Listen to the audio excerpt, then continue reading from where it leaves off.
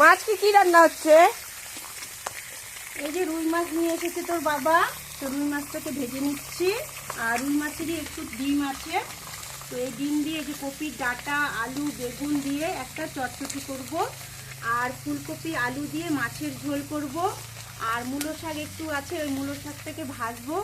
আর কত সুন্দর দেখ করলা পাতা, তো এই করলা পাতার আতপ চাল দিয়ে বড়া করব মুচমুচি করে। আর তোর ঠাম্মিকে দেখ কত সুন্দর থানকুনি পাতার গাছ নিয়ে এসে দিয়েছে, তো এই পাতাগুলো বাটা করব আর ডাঁটাগুলো রেখে দিব। তাই ভাবছি এতদিন একদিনে তো এত কিছু খাওয়া যাবে না, তাই না?